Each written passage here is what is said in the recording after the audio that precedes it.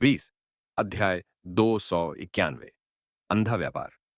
लिन yuan guest house के कमरे में खिड़की पर खड़ा होकर बाहर गिरती बर्फ को देख रहा था। रॉयल कैपिटल में बर्फबारी की आवृत्ति अधिक नहीं थी। लिन युआन नियंत्रित वर्ग तीन रसातल आयामी दरार में प्रशिक्षण ले रहा था, इसलिए उसे यकीन नहीं था कि क्या यह इस साल रॉयल कैपिटल में पहली बर्फबारी थी। लेकिन रेडबर्ड सिटी के जिया क्षेत्र में पले बढ़े एक बच्चे के रूप में उसे बर्फ देखे हुए पूरा 1 साल हो गया था। लिन युआन ने खिड़की खोली और अपना हाथ आगे बढ़ाया। शुरुआती बर्फ ठंडी नहीं थी। जब बर्फ उसकी हथेली पर गिरी तो लिन युआन को हल्की ठंडक महसूस हुई और फिर वह गायब हो गई। चूसी के साथ फोन कॉल के बाद लिन युआन को लगा कि उसने उचित व्यवस्था नहीं की थी। लिन युआन के लिए यह दुख महसूस न करना असंभव था कि वह चूसी के साथ नया साल नहीं मना सका। लेकिन जब लिन युआन को वह समय याद आया जब उसने अपने गुरु चंद्र महारानी से कहा था कि वह प्रशिक्षण यात्रा पर जा रहा है, तो उसने कभी इस तथ्य के बारे में नहीं सोचा था कि वह एक जूनियर था और उसे अपने गुरु के साथ पुनर्मिलन रात्रि भोज करना चाहिए। नए साल से ठीक 1 महीना पहले रसातल आयामी दरार पर अपने प्रशिक्षण के दौरान लिन युआन को लगा कि उसने इस यात्रा के लिए पहले से ही पर्याप्त लाभ प्राप्त कर लिया है। इसलिए लिन युआन ने नए साल से पहले शाही राजधानी लौटने की योजना बनाई। वह अपने मालिक के साथ जश्न मनाने के लिए रेडिएंट मून पैलेस लौटेगा। पिछले कुछ दिनों से लिन युआन गेस्ट हाउस में सामान की छंटाई कर रहा था। साथ ही उसने अपने purchase with no loss store में फ्लावर ब्रोकेट पर्ल्स को बिक्री के लिए रखा था। ये फूल ब्रोकेट मोती जो क्रिएशन मास्टर्स को पागल कर देंगे, तुरंत नहीं बिके। स्टोर प्रदर्शन के लिए केवल 10 बर्तन रखे गए थे। लिन युआन समझ गया कि यदि वह अधिक लाभ प्राप्त करने के लिए फूल ब्रोकेट मोती के इन 10 बर्तनों का उपयोग करना चाहता था, तो उसे अधिक सृजन मास्टर्स की आंखों को आकर्षित करने की आवश्यकता होगी। लिन युआन ने फूल ब्रोकेट मोती के इन 10 बर्तनों को बेचने के लिए काफी मेहनत की। उसने सभी 10 बर्तनों को व्यापार के जरिए बेचने का फैसला किया। जहां तक व्यापार करने की बात है, लिन युआन ने रसातल आयामी दरारों में उत्पन्न सभी दुर्लभ लपटों को चुना। इस बार लिन युआन ने व्यापार भागीदार का चयन नहीं किया। इसके बजाय उसने स्टार वेब की अंधी व्यापार पद्धति का उपयोग किया। कोई भी खरीदार जो फ्लावर ब्रोकेट मोती खरीदना चाहता है, वह ब्लाइंड नीलामी आयोजित करने के लिए मोल तोल के तौर पर अपनी खुद की दुर्लभ लौ तैयार कर सकता है। एक निश्चित समय के बाद पैदत सबसे दुर्लभ लौ की पेशकश करने वाले शीर्ष 10 खरीदारों में से प्रत्येक को फ्लावर ब्रोकेट मोती में से एक मिलेगा। यह ब्लाइंड ट्रेड विधि सबसे कठिन ट्रेड विधियों में से एक थी, क्योंकि किसी को भी यह नहीं पता होता था कि दूसरे खरीदार क्या कीमत पेश करेंगे। इसीलिए वे केवल अपनी पेशकश की कीमत को बढ़ा सकते थे। हालांकि यदि वे बेतहाशा कीमत बढ़ाते हैं और फ्लावर ब्रोकेड मोती प्राप्त करते हैं, तो वे बहुत अधिक कीमत की पेशकश कर सकते हैं और अंत में उन्हें नुकसान उठाना पड़ सकता है। लेकिन फूल ब्रोकेड मोती के अंधे व्यापार के लिए लिन युआन ने सिर्फ एक डंठल नहीं लगाया, उसने 10 डंठल लगाए। इसका मतलब था कि अंधे व्यापार के शीर्ष 10 खरीदार फूल ब्रोकेट मोती का एक डंठल प्राप्त करने में सक्षम होंगे, चाहे वे किसी भी कीमत की पेशकश करें। चूंकि लिन युआन के purchase with no loss store ने ब्लाइंड ट्रेड करने के लिए स्टार वेब के आधिकारिक चैनल का उपयोग किया था, इसका मतलब था कि यह बिल्कुल निष्पक्ष था। जब लिन युआन ने व्यापार की इस पद्धति का उपयोग करने का फैसला किया, तो वह पहले से ही जानता था कि फूल ब्रोकेट मोती के 10 डंठल निश्चित रूप से बहुत सारी दुर्लभ लपटों के लिए व्यापार करने में सक्षम होंगे। आखिरकार फूल ब्रोकेट मोती का बाजार में आना बेहद दुर्लभ था। फ्लावर ब्रोकेट पर्ल्स के ग्राहक क्रिएशन मास्टर्स थे, जो दुनिया में सबसे अधिक धन और संसाधनों वाले लोगों का एक छोटा समूह था। बेशक लिन युआन ने एलिमेंटल शेलफिश के बदले में फ्लावर ब्रोकेट मोती का इस्तेमाल करने के बारे में सोचा था, लेकिन फ्लावर ब्रोकेट मोती की कीमत एलिमेंटल शेलफिश के साथ तुलना नहीं की जा सकती थी। इसलिए लिन युआन केवल इस विचार को खारिज कर सकता था। यदि वे ऐसी व्यापारिक सूचना जारी करते, तो भले ही उनका स्टार वेब स्टोर भारी मात्रा में फ्लावर ब्रोकेट मोती ला सकता था, फिर भी उनका स्टोर मजाक बन जाता और लोग कहते कि उनकी महत्वाकांक्षा ठीक वैसी ही है जैसे सांप हाथी को निगलने की इच्छा रखता है। कीमत के अनुसार फूल ब्रोकेट मोती के 20 डंठल एक एलिमेंटल शेलफिश के बराबर होंगे, लेकिन फेय का व्यापार कभी भी मूल्य से अधिक मात्रा के आधार पर नहीं मापा जाएगा। उदाहरण के लिए, एक व्यक्ति के पास बहुत सारा कांच है जो जेड के बराबर ही मूल्यवान है। स्वाभाविक रूप से कोई भी व्यक्ति टूटे हुए कांच के ढेर के बदले में बेहतर जेड का उपयोग करने के लिए तैयार नहीं होगा।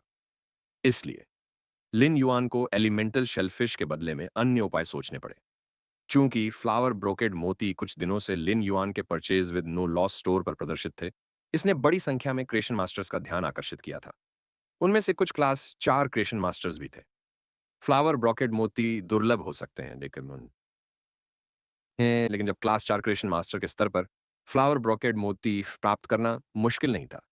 हालांकि फ्लावर ब्रोकेड मोती वास्तव में दुर्लभ संसाधन थे। भले ही क्लास 4 क्रिएशन मास्टर के पास वे हों, फिर भी वे और अधिक स्टॉक करना चाहेंगे।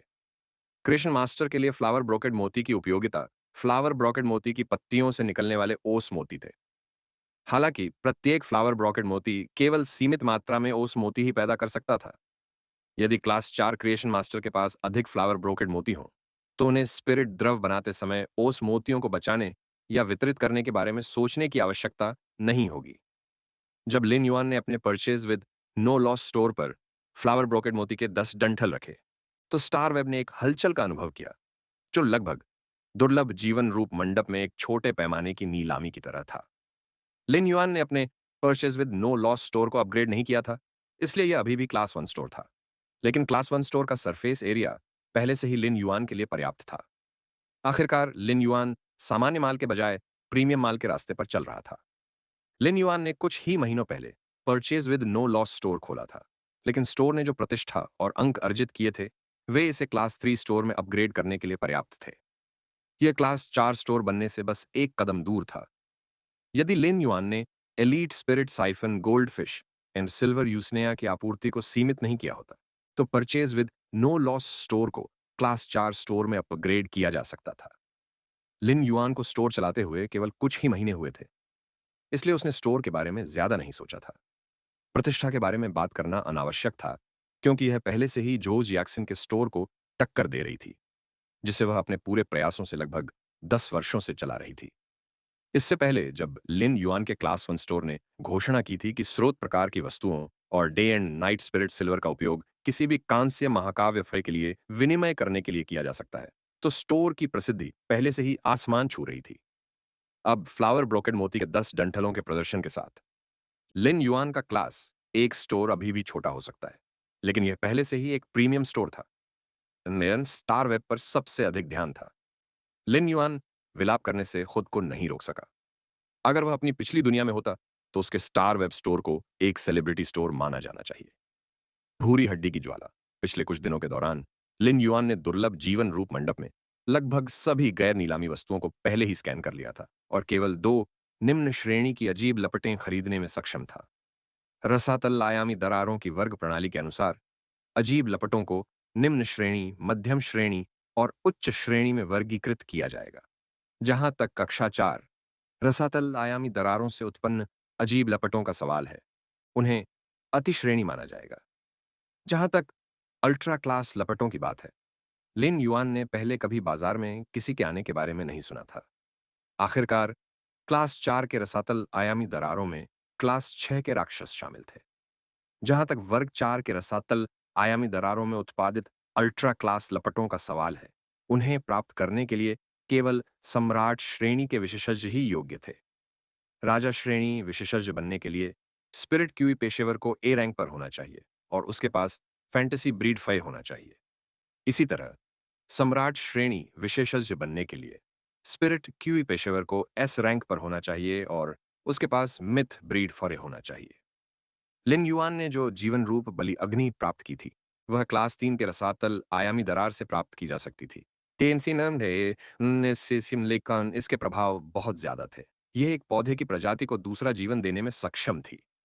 इस प्रभाव ने जीवन रूपी बलि अग्नि को विचित्र ज्वालाओं के मानक से बाहर आने की अनुमति दी, जिससे इसे अग्नि गुण आध्यात्मिक अवयवों में 7वां स्थान प्राप्त हुआ। लिन युआन ने स्टार वेब से जो 2 निम्न श्रेणी की लपटें खरीदी, हाई वे ब्राउनबोन लपटें थीं।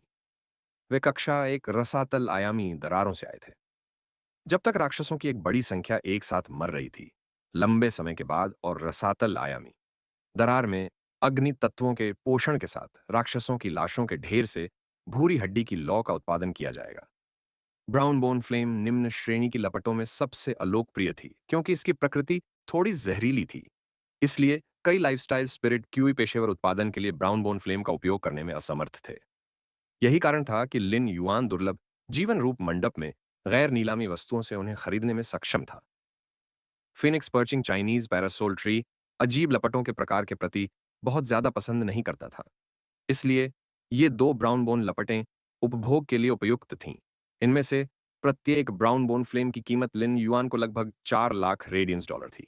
हालांकि Phoenix perching Chinese parasol tree के लिए दो ब्राउन बोन फ्लेम खरीदने के लिए 8 लाख रेडियंस डॉलर खर्च करने के बाद लिन युआन को आखिरकार समझ में आ गया कि Phoenix perching Chinese parasol tree की फ्लेम की कितनी बड़ी मांग है।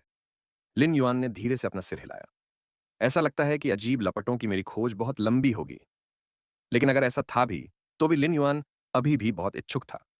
Phoenix perching Chinese parasol tree के साथ लिन युआन को इस बात की चिंता नहीं करनी पड़ी कि फैंटेसी ब्रीड फे के रूप में चिमी की गुणवत्ता को कैसे उन्नत किया जाए। अचानक लिन युआन का फोन बज उठा।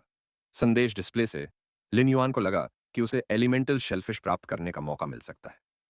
जिस व्यक्ति ने उसे बुलाया था वह कोई और नहीं बल्कि गाओ फेंग था।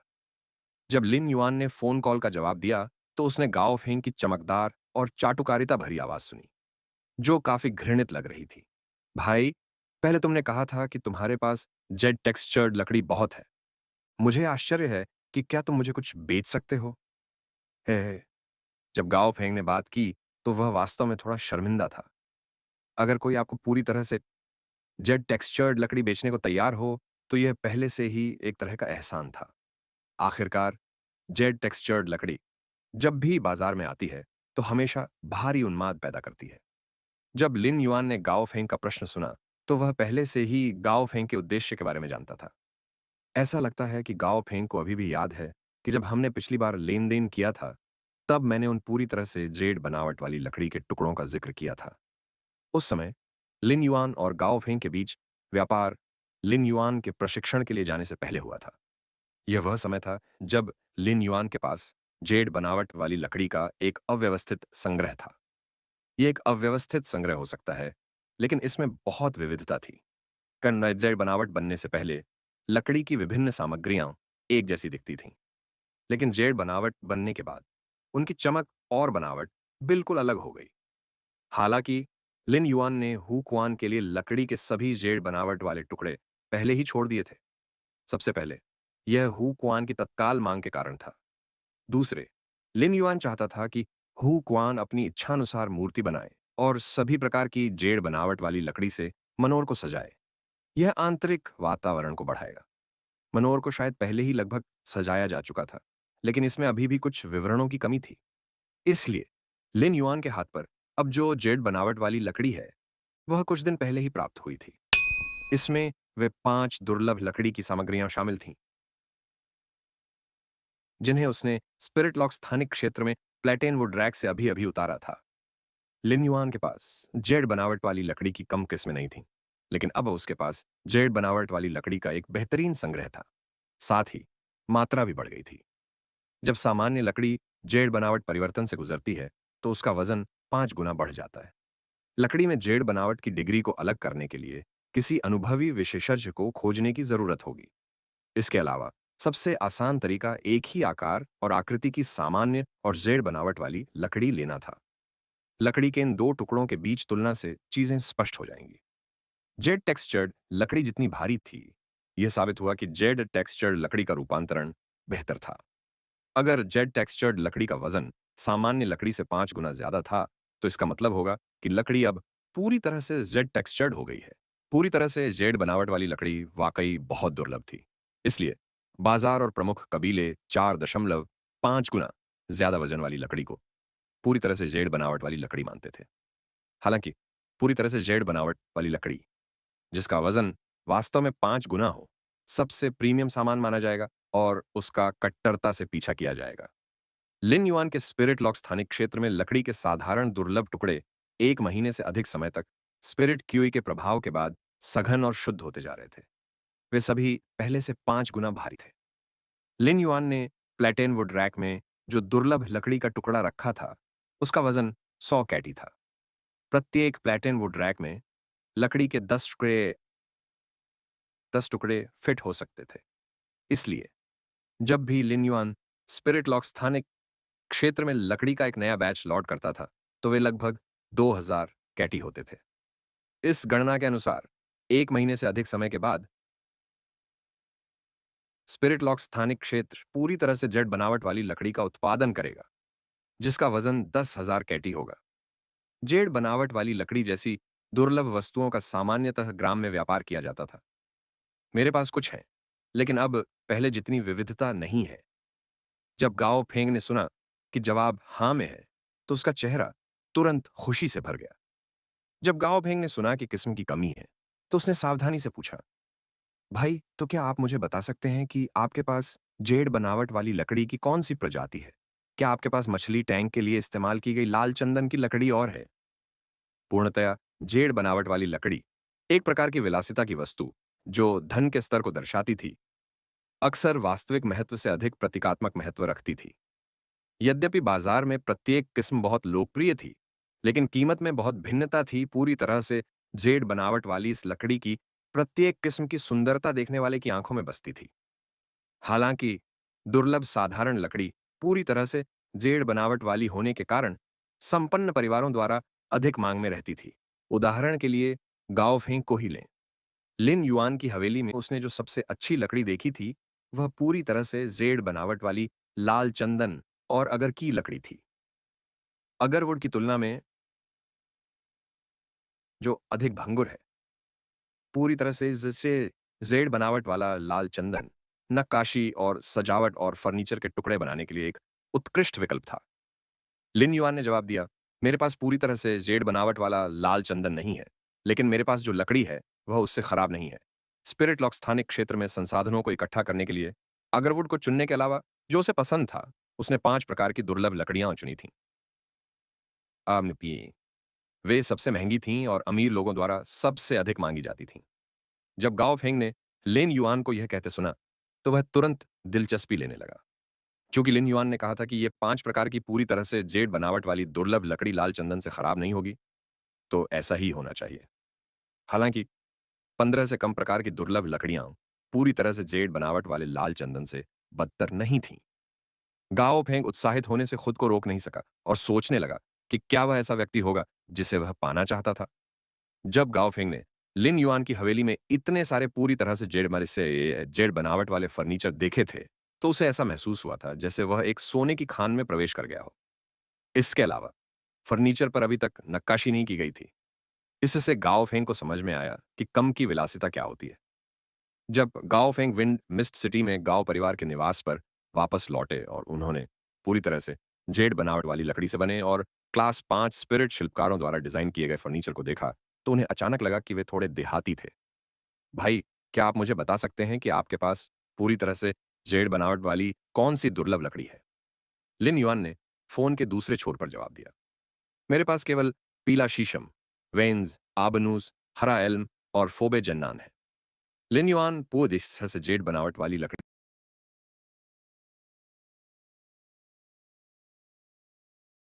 वह इन दुर्लभ लकड़ियों का व्यापार करना चाहता था, तो गांव परिवार जैसे संपन्न परिवार से ज्यादा उपयुक्त कोई शक्ति नहीं थी। केवल ऐसे संपन्न परिवार को ही पूरी तरह से जेड बनावट वाली दुर्लभ लकड़ी के साथ साथ बहुत सारी अच्छी चीजों की अत्यधिक इच्छा थी। लिन युआन इन पूरी तरह से जेड बनावट वाले दुर्लभ लकड़ी के टुकड़ों को उन संसाधनों के लिए बदल सकता था जो वह चाहता था, और गांव परिवार से इनकी आपूर्ति कम थी। गाओ फेंग ने फोन के दूसरी तरफ उत्साह में अपनी जांघें थपथपाईं। गाओ फेंग के लिन युआन के पास पूरी तरह से जेड बनावट वाली लकड़ी खरीदने आने का एक बड़ा कारण यह था कि वह अपने दादा को नए साल के दौरान एक उपहार देना चाहता था। X2 English. लिन युआन की शोयोनी हवेली का दौरा किया था अमास्या, तो वह यह नहीं पहचान पाया था कि पूरी तरह से जेड बनावट वाली लकड़ी शीर्ष गुणवत्ता वाली थी या नहीं। यद्यपि वह यह पहचान सकता था कि लकड़ी पर जेड जैसी बनावट आ गई है या नहीं, लेकिन वह इस क्षेत्र में कुशल नहीं था। हालांकि जब गाओफिंग घर वापस आया और उसने लिन युआन द्वारा दिए गए पूरी तरह से जेड बनावट वाले अगरवुड के टुकड़े का अध्ययन किया, तो उसने पाया कि यह वास्तव में कुछ उच्च गुणवत्ता वाले सामान थे जो 5 गुना भारी थे। लिन युआन की बातें सुनने के बाद गाओ फेंग ने खुशी से अपनी जांघों पर थपथपाया था, क्योंकि उसके दादा को पूरी तरह से जेड बनावट वाली लकड़ी के बीच हरी एल्म सबसे ज्यादा पसंद थी। यहाँ तक कि उनके दादा गांव परिवार के पुराने मास्टर को भी कभी पूरी तरह से जेड बनावट वाले हरे एल्म के कुछ बड़े टुकड़े नहीं मिले थे। पूरी तरह से जेड टेक्सचर्ड लकड़ी की कीमत इस बात पर निर्भर करती थी कि वह कितनी जेड टेक्सचर्ड है और उसका आकार कैसा है। लकड़ी जितनी बड़ी होगी, उससे उतनी ही बड़ी वस्तु बनाई जा सकेगी और वह उतनी ही दुर्लभ होगी। गांव फेंक के दादा को पूरी तरह से जेड बनावट वाले हरे एल्म के बड़े टुकड़े नहीं मिले थे। इसका कारण केवल यह नहीं था कि यह बहुत दुर्लभ था। अधिक महत्वपूर्ण कारण यह था कि जब हरा एल्म जेड बनावट वाला हो जाता था, तो यह स्पिरिट क्यूई की असमान सांद्रता के कारण आसानी से टूट जाता था। गांव फेंग को याद आया कि उसके दादा को जो सबसे बड़ा जेड बनावट वाला हरा एल्म का टुकड़ा मिला था, उस पर हजारों पर्वतों और छिपी चोटियों का चित्र उकेरा गया था। उसे इस बात का गहरा असर हुआ। बचपन में एक बार उसने ठीक से खाना नहीं खाया था और चम्मच से उसे छू लिया था। इसके लिए उसके पिता ने उसे पीटा था। जब उसके दादा ने अपने पिता को उसे पीटते हुए देखा था, तो उसने अपने पिता की गर्दन पर 2 थप्पड़ मारे थे। गांव फेंग को अभी भी वह दृश्य याद है, जब उसके दादा ने उसे उठाया था और उसे रोने से मना किया था। गाओ फेंग ने जो किया था, उसके बारे में जानने के बाद उसके दादा इतने दुखी हुए थे कि वे यह देखने गए कि क्या हजारों पहाड़ों और छिपी हुई चोटियों में उकेरी गई इस पूरी तरह से जेड़ बनावट वाली हरी एल्म पर कोई निशान है। वह जानता था कि उसके दादाजी उसके साथ बहुत अच्छे थे और हमेशा उसे लाड प्यार करते थे। इसीलिए यह सुनने के बाद कि लिन युआन के पास पूरी तरह से जेड टेक्सचर वाला हरा एल्म है, गाओ फेंग इसे खरीदना चाहता था, चाहे कुछ भी हो। जब लिन युआन ने गाओ फेंग की उत्साहित आवाज सुनी, तो उसके मुंह के कोने ऊपर उठ गए। गाओ फेंग को जितनी ज्यादा कोई चीज पसंद आती, उसे बदले में उतनी ही अच्छी चीजें मिल सकती थी। भाई, तुम कहाँ हो? मैं तुम्हें खुद ढूंढ लूंगा। लिन युआन ने अपनी भौहें उठाईं और जवाब दिया, आप बिल्कुल आलसी हैं। यह सुनकर गाओ फेंग की खुशी और उत्साह भरी अभिव्यक्ति कड़वी हो गई। यह सच नहीं है। मैं बहुत ऊब चुका हूं। बाकी सभी लोग इस टूर्नामेंट में भाग लेने चले गए हैं, लेकिन अभी तक कोई भी मुझे नहीं चाहता। मैं घर पर हर दिन स्टार वेब पर लाइव स्ट्रीम देखता हूं। मैं बहुत ऊब चुका हूं। लिन युआन ने जवाब दिया, मैं अभी घर पर नहीं हूं। फोन रखने के बाद मैं तुम्हें पता भेज दूंगा। थोड़ी देर बात करने के बाद लिन युआन ने फोन रख दिया। चूंकि गाओ फेंग आना चाहता था, इसलिए वह उन पूरी तरह से जेड बनावट वाली लकड़ी की गुणवत्ता भी देखना चाहता था। इस प्रकार लिन युआन उसे यह बताने की जल्दी में था कि वह बदले में क्या चाहता है। जब गाओ फेंग आएगा, तो ऐसा करने में बहुत देर नहीं होगी। लिन युआन का दिल धड़क उठा जब उसने गाओ फेंग को गिल्ड अलायंस के इस टूर्नामेंट का जिक्र करते सुना। रेडियंस 100 सीक्वेंस के चयन में हिस्सा लेने से पहले यह एस टूर्नामेंट का अंत होने वाला था। हर साल गिल्ड अलायंस के इस टूर्नामेंट की समाप्ति के 3 महीने बाद नए गिल्ड क्लबों के आवेदन का समय होता था। इसलिए लिन युआन के लिए अपने गिल्ड क्लब की तैयारी करने का समय आ गया था। अगर वह इन 3 महीनों में चूक जाता, तो उसे गिल्ड क्लब के लिए आवेदन करने के लिए अगले साल तक इंतजार करना पड़ता। रेडियंस फेडरेशन में गिल्ड क्लब के लिए आवेदन करना आसान था। जब तक आपके पास पैसे हों, तब तक कोई भी आवेदन कर सकता था। कई guild club guild guild alliance में पंजीकरण के लिए आवेदन करेंगे। हालांकि उनमें से बहुत कम संख्या में ही एस टूर्नामेंट में भाग लेने के लिए योग्य थे। ऐसा इसलिए था क्योंकि अधिकांश गिल्ड क्लबों को एलिमिनेशन राउंड से गुजरने और योग्य होने का मौका ही नहीं मिला था। वे भाग लेने के अवसर के लिए केवल अपनी टीम की ताकत पर ही भरोसा कर सकते थे। लिन युआन अपने गिल्ड क्लब की स्थापना के बाद मुख्य टीम के सदस्यों को चुनने की समस्या के बारे में सोचने से खुद को रोक नहीं सका। वर्तमान में केवल एक ही उपयुक्त टीममेट था, लियूजी, कुचलने वाला, रक्तपात की जननी। हालांकि लिन युआन को अभी भी लियूजी से पूछना था कि क्या वह उसके गिल्ड क्लब में शामिल होगा। उसने हमेशा लियूजी को अपना साथी और दोस्त माना था, न कि सिर्फ एक अनुचर। इसलिए उन्हें लियूजी के निर्णय का सम्मान करना था और उनके जीवन पर हुक्म नहीं चलाना था। भले ही लियूजी उसके गिल्ड क्लब में शामिल हो गए, लिन युआन और लियूजी दोनों मिलाकर केवल 2 लोग ही हुए। यदि कोई गिल्ड क्लब रेडियंस फेडरेशन के गिल्ड अलायंस द्वारा आयोजित इस टूर्नामेंट में भाग लेने के लिए पंजीकरण करना चाहता था, तो सबसे बुनियादी शर्त यह थी कि वह मुख्य टीम के लिए 5 सदस्यों को इकट्ठा करने में सक्षम हो। अन्यथा उनके पास इस टूर्नामेंट के एलिमिनेशन राउंड के लिए पंजीकरण करने की योग्यता भी नहीं होगी। इसलिए उनके गिल्ड क्लब में अभी भी मुख्य टीम से कम 3 सदस्य कम थे। इस टूर्नामेंट में भाग लेने का इरादा रखने वाले गिल्ड क्लब के पास न केवल एक मुख्य टीम हो सकती थी, इसके लिए एक रिजर्व टीम की भी आवश्यकता थी।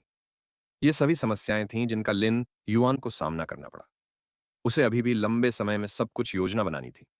वह अपने साथियों को उनकी ताकत के आधार पर नहीं चुनेगा, क्योंकि एक टीम में साथियों को एक दूसरे के प्रति स्नेह रखने और ऐसे साथी बनने की जरूरत होती है जो लड़ाई में एक दूसरे पर भरोसा कर सकें।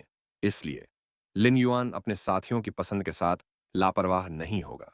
न ही वह 5 सदस्यों को इकट्ठा करने के लिए अयोग्य साथियों की तलाश करेगा। विंड मिस्ट सिटी भी रॉयल कैपिटल के पास एक बड़ा शहर था, इसलिए यह उससे ज्यादा दूर नहीं था। हालांकि विंड मिस्ट सिटी की दूरी रॉयल कैपिटल के सबसे नजदीकी शहर एसेंडिंग ड्रैगन सिटी से ज्यादा थी, लेकिन गांव फेंक के लिए वहां पहुंचने के लिए 2 दिन का समय काफी था। लिन युआन अभी अभी अपने कमरे से बाहर निकला था और उसने ब्लड बैथ की मां को साथ में खाना खाने के लिए बुलाया था। ब्लड बैथ की मां पिछले कुछ दिनों से मानव रूप में उसके साथ बातचीत कर रही थी। उसने पाया कि भले ही मदर ओनफ ब्लड बैथ ठंडी दिख रही थी, लेकिन वास्तव में वह एक पेटू थी। हर बार जब वह स्वादिष्ट भोजन खाती थी, तो उसके ठंडे चेहरे पर खुशी की एक झलक दिखती थी। यह तब बहुत स्पष्ट था जब वह फ्राइड चिकन विंग्स खा रही थी। लिन युआन मदर ऑफ ब्लड बैथ के साथ रेस्तरां में गया था और हॉल में बैठा था। हालांकि जब वह फिर से सार्वजनिक रूप से खाने के लिए लाया, तो उसने निश्चित रूप से एक निजी कमरा बुक किया। ऐसा इसलिए था क्योंकि चिकन विंग्स खाते समय मदर ऑफ ब्लड बैथ एक सुपरबोन क्रशर की तरह थी। हड्डियों को थूकने के बजाय उसने उन्हें चबाया। उसे पता था कि कुछ चिकन फेए की हड्डियां बहुत सख्त होती हैं। यद्यपि इसकी तुलना चांदी की धातुओं की कठोरता से नहीं की जा सकती थी, फिर भी यह कुछ कम कठोर कांस्य धातुओं से तुलना करने के लिए पर्याप्त थी। इस तथ्य के अलावा कि रक्तबीज की माता ने चिकन पंख खाते समय हड्डियां बाहर नहीं थूकीं, जब वह शांति से हड्डियों को चबा रही थी, तो हॉल में मौजूद लगभग सभी लोग आश्चर्यचकित नजरों से उसे देख रहे थे। एक बूढ़ी महिला यह पूछने भी आई कि मदर ऑफ ब्लड बाथ के दांत असली हैं या नकली। अगर वे नकली होते, तो उसने कहा कि वह भी नकली दांत बनवाना चाहती। रक्तपात की मां को कुछ भी महसूस नहीं हुआ, लेकिन लिन युआन ने बूढ़ी महिला की हैरान और उम्मीद भरी निगाहें देखीं। उसे लगा कि रक्तपात की मां ने एक बुजुर्ग के अंतिम सपने को बुझा दिया है। इन दिनों के दौरान लिन युआन ने स्टार वेब के ऑस्ट्रिच लॉजिस्टिक्स से लाल क्रिस्टल क्लस्टर के आकार में एक डायमंड फेस स्टोरेज बॉक्स को अनुकूलित किया था। रक्तबीज की माता की राय पूछने के बाद उसने एक कान में पहनने वाले स्टड के आकार के कान की बाली के रूप में परी भंडारण बॉक्स को चुना। अनुकूलन के बाद ऑस्ट्रिच लॉजिस्टिक्स द्वारा डायमंड फेस स्टोरेज बॉक्स को अनुकूलित करने की दक्षता के आधार पर इसे प्राप्त होने में कम से कम 20 दिन लगेंगे। फिर उसने खून खराबे की मां को एक सेल फोन दिया। वह वास्तव में इसे स्टार वेब कार्ड के लिए आवेदन करना चाहता था, लेकिन वह इसमें दिलचस्पी नहीं ले रहा था, इसलिए इसे वैसे ही छोड़ दिया गया। हालांकि ब्लड बेथ की मां को सेल फोन में बहुत रुचि थी और वह उससे खेलने में बहुत प्रतिभाशाली थी। सिर्फ 1 या 2 दिन में मदर ऑफ ब्लड बेथ अपने सेल फोन का इस्तेमाल करके स्टार वेब के बाहर कुछ छोटे फॉरम ब्राउज करने में लिन युआन से बेहतर हो गई। यह खाने से जुड़े कई समूहों में शामिल हो गई और यहां तक कि यह भी पूछा कि चिकन विंग्स वसाबी और शहद के साथ बेहतर लगते हैं या मीठे खट्टे सॉस के साथ। जब Lin yuan mother ओमफ blood Beth का इंतजार कर रहा था, उसने वह फॉरम खोला जिसे वह पहले से ब्राउज कर रहा था। उस फॉर्म पर क्लिक करने के बाद, जिस पर वह लंबे समय से नहीं था, उसने पाया कि उसके मूर्ख ऑनलाइन दोस्त ने, जिसने कहा था कि उसे गोस्ट शैडो ब्रिस्टल स्पाइडर ने काट लिया है, उसे एक और संदेश भेजा था। उसने नवीनतम संदेश देखा।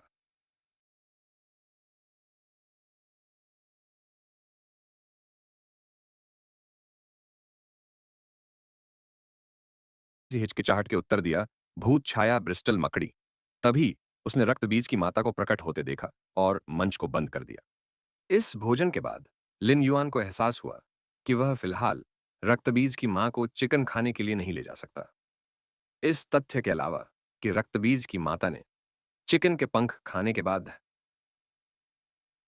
हड्डियों को बाहर नहीं थूका था, वह अब चिकन के पंजे भी बिना थूके खा रही थी।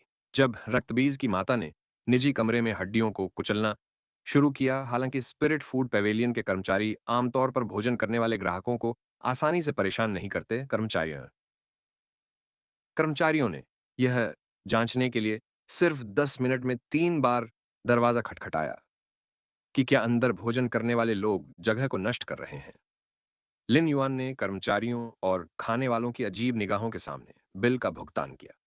वापस जाते समय रक्तबीज की मां ने लिन युआन को 2 चीजें दी। उन्होंने गौर से देखा और पाया कि उनमें से एक वस्तु स्रोत प्रकार की थी, जबकि दूसरी एक छोटी बोतल थी जिसमें काले तरल की एक बूंद थी। ये दोनों तुम्हारे लिए हैं। मैं वास्तव में नहीं जानता कि इस दुनिया में ऐसा अजीब स्रोत प्रकार का आइटम क्यों है। यह शक्ति जो स्रोत प्रकार की वस्तु लेना चाहती है और परेशानी पैदा करना चाहती है, वह वास्तव में कंजूस भी है। लिन युआन अजीब स्रोत प्रकार की वस्तु की जांच करने के लिए मॉर्बियस के सच्चे डेटा का उपयोग करने के लिए तैयार था। उस समय रक्तबीज की मां ने कहा, दूसरी बोतल में एक शीर्ष सुजरेन में मिथ आई एवियन फय का सार रक्त है। यह एक शुद्ध डार्क टाइप है। तभी रक्तबीज की माता ने कुछ दिलचस्प खाद्य परिचय देखा और अपना सिर नीचे करके पुनः मोबाइल फोन पर स्क्रॉल करने लगी। रक्तबीज की जननी अब सचमुच उस स्तर पर पहुंच गई थी कि वह अपने सेल फोन के बिना कुछ भी नहीं कर सकती थी। लिन्युआन ने अपना सिर खुजलाया। क्या सच में सेल फोन लोगों को आदी बना देगा? उसने इस छोटी बोतल में शिखर सुजरेन मिथ छिफे फय के सार रक्त को देखा। वह बोतल के माध्यम से उठती और रिसती हुई शुद्ध काली ऊर्जा को महसूस कर सकता था। लिन युआन की आध्यात्मिक सामग्रियों में शिखर सुजैन मिथ दूसरी फय के सार रक्त की इस बूंद को दुर्लभता के संदर्भ में जीवन रूप बलि अग्नि के बाद स्थान दिया जा सकता है। यह सार रक्त डार्क टाइप फयस के भाग्य को बदलने के लिए पर्याप्त था। तक कि शीर्ष श्रेणी 4 सृजन मास्टर्स भी आसानी से शीर्ष सुजैन मिथ आई फये के सार रक्त को प्राप्त नहीं कर सकते थे। रक्त और रक्त के अलग अलग अर्थ थे।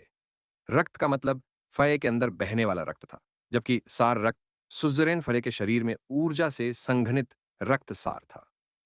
सुजरेन मिथ नस्ल के फय का सन्नयत रक्त निस्संदेह एलिमेंटल शेलफिश की तुलना में दुर्लभ था। यदि लिन युआन 10 एलिमेंटल शेलफिश के बदले में सार रक्त की इस बूंद को निकालने के लिए तैयार था, तो वे शक्तियां जो 10 एलिमेंटल शेलफिश निकाल सकती थीं, शायद उसके साथ आदान प्रदान करने के लिए दौड़ी होंगी। हालांकि लिन युआन अगर सही दिमाग में होता तो वह आसानी से शीर्ष सुजैन मिथ आइथुआम फे के रक्तसार का आदान प्रदान नहीं करता। अगर ऐसी आध्यात्मिक सामग्री का वर्णन करने के लिए कोई शब्द होता तो वह भय होता नींव। जब उसने ऐसी चीजें इकट्ठी की जो नींव का प्रतिनिधित्व कर सकती थीं, तभी उसका गुट भविष्य के विकास में अन्य गुटों के लिए अधिक अथाह लग सकता था। लिन युआन ने ध्यानपूर्वक इस गहरे रंग के सार रक्त की बूंद को देखा और पाया कि इसकी गंध Phoenix perching Chinese parasol tree ने स्पिरिट लॉक स्थानिक क्षेत्र में बड़ी मात्रा में शुद्ध स्पिरिट क्यूई को अवशोषित कर लिया था और पिछले कुछ दिनों में तेजी से बढ़ गया था। Phoenix perching Chinese parasol tree या तो इस शीर्ष सुजैन मिथ आई फे की वस्तु थी, या उसने इस रक्त की बूंद के समान शीर्ष मिथ काले प्रकार के फे के सार रक्त को पी लिया था। लिन युआन ने बोतल में भरे खून की जांच की और उसे एम्बर बटन के आकार के डायमंड फेस स्टोरेज बॉक्स में रख दिया।